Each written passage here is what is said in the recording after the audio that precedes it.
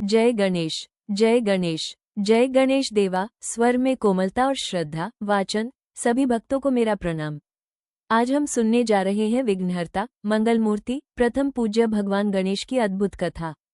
ये कथा केवल देवताओं की महिमा नहीं है, बल्कि हमारे जीवन को भी प्रेरणा देती है।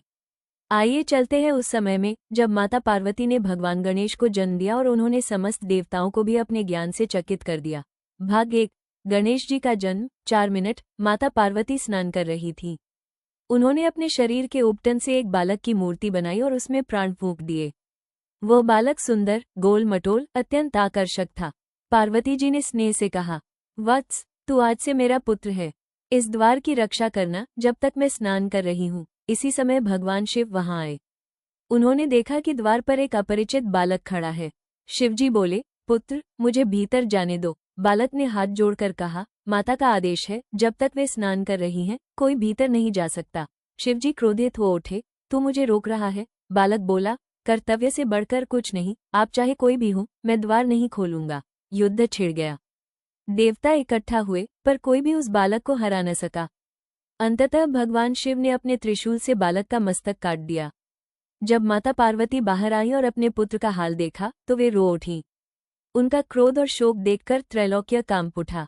शिवजी ने सभी देवताओं को तुरंत उत्तर दिशा की ओर भेजा और कहा, जो भी पहला प्राणी मिले, उसका मस्तक लाकर इस बालक के धड़ से जोड़ दो। देवताओं को पहला प्राणी हाथी का शिशु मिला। उसका मस्तक लाकर गणेश जी को पुनर्जीवित किया गया। तभी आकाशवाणी हुई, ये बालक गणेश देव कहलाएगा, सबके पहले पूजे जाएंगे, विघ्नहर्ता और मंगलमूर्ति बनकर सदैव भक्तों की रक्षा करेंगे। भाग 2। गणेश जी और उनके ज्ञान की लीला। 7 मिनट। एक बार देवताओं के बीच यह विवाद हुआ कि सबसे श्रेष्ठ देवता कौन है। भगवान विष्णु और भगवान शिव ने निर्णय किया कि जो देवता समस्त ब्रह्मांड का चक्कर लगाकर पहले लौटेगा, वही सबसे श्रेष्ठ कहलाएगा।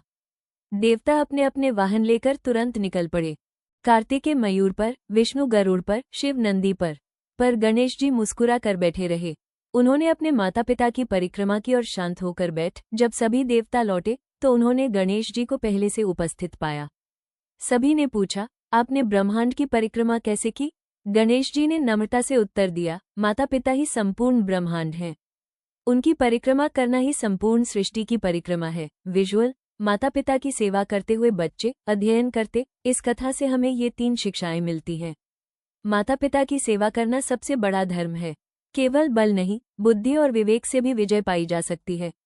कर्तव्य से बढ़कर कुछ नहीं। स्वर साउंड। आरती। जय गणेश, ओ आइस ओवर। भाइयों और बहनों, यही कारण है कि हर शुभ कार्य की शुरुआत गणेश वंदना से होती है।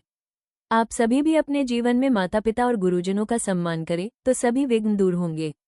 आओ मिलकर बोले, वक्रतुंड महाकाय सूर्यकोटि समप्रभा, निर्विघ्न कुरु मे देव सर्वकार्येषु